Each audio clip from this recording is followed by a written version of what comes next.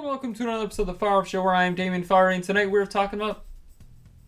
You can see it in the title, but first, before we get too far into it, it's No Pants November, and you know what that means. Time to take off the pants and show my underwear that is the same color. My Nike underwear, actually. So, it's No Pants November. So, we do this every year. People do No Shave November. I do No Shave November, but... I'm filming this Monday, the 1st, so yesterday was the 31st, so I shaved, did some cleanup on the sides here. So, No Shave November. That's what is there to say other than it's No Shave November? I prefer No Pants November, or Movember is what I've been told, where you have a mustache, but that's really just for people who can't grow a beard. Suckers. I can grow a beard, so let's start talking about Last Night in Soho, which is a new movie directed by Edger Wright, who is known for directing Shaun of the Dead, Hot Fuzz, Scott Pilgrim vs. the World, The World's End, and Baby Driver, which some movies that I really like. I love Baby Driver, I love Scott Pilgrim. I'll be honest, even though I'm a film guy, I have not seen Shaun of the Dead, Hot Fuzz, or The World's End. I've wanted to see them, but I've always waited because I've been told they're like a trilogy, though they don't have anything to do with each other than the actors and the director. I've been told that you should watch them together, so I'm waiting. So, what is this movie? It's written by Edger Wright as well, and Christy Wilson Cairns, who co-wrote 1917, which I think, if I remember correctly, it's been a while, but I think I put 1917 as my film of the year, so this lady is doing well. To point it out, let's just say it. This is probably my film of the year.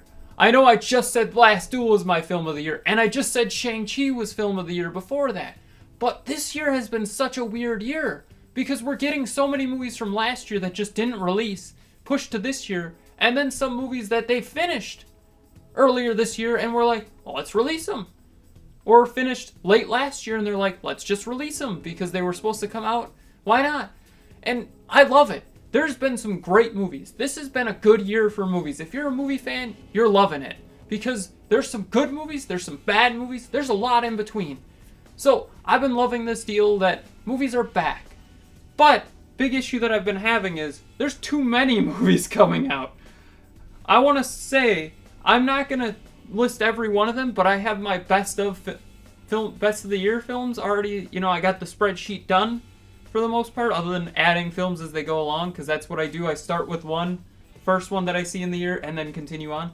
Only brand new films that came out in 2021 are on this list. And I've seen 22 films if you include Last Night in Soho, which is insane to think. I'm a movie guy, but I'm not a movie guy. Like, I don't need to see every movie, but it feels like I'm seeing a movie every week, which is true. For the last couple of weeks, I've been seeing a movie every week, which is great, honestly. There's worse problems to have.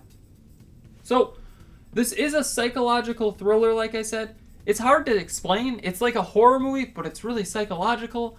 There's some comedy aspects. There's no comedy aspects, let's be honest there.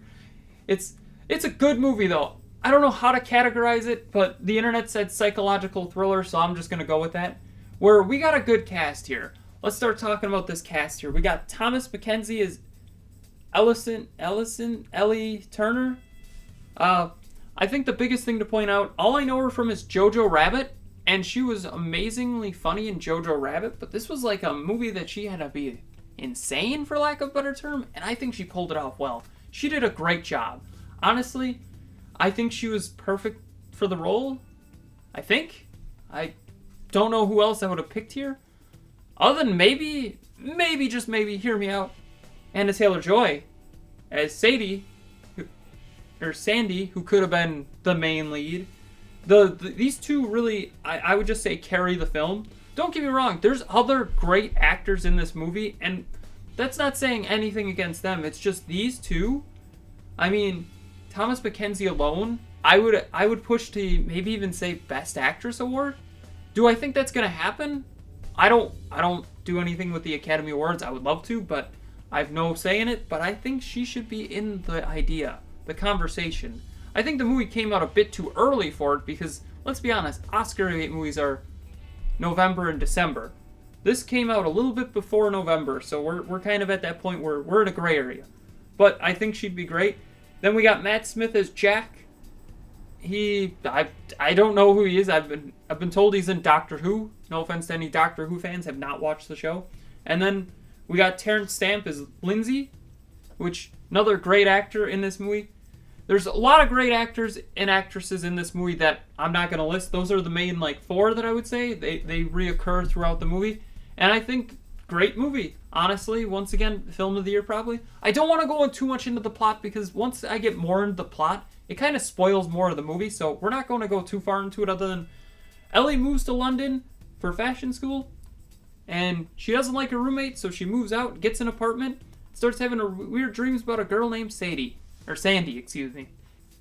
And then it gets weirder and weirder and weirder, and this movie is great. I would say 100% watch it. This and The Last Duel are 100% watches, and I think Shang-Chi. Those are the 3 movies that if you asked me right now what movies to see, those are the 3. So, I don't want to go into it too much, so really that's all we're going into. What did you think of A Last Night in Soho? Are you going to see it? Would you see it again? I'd see it a couple of times, honestly. Don't forget to like, share, comment, subscribe, hit that bell icon, and you have a far off night.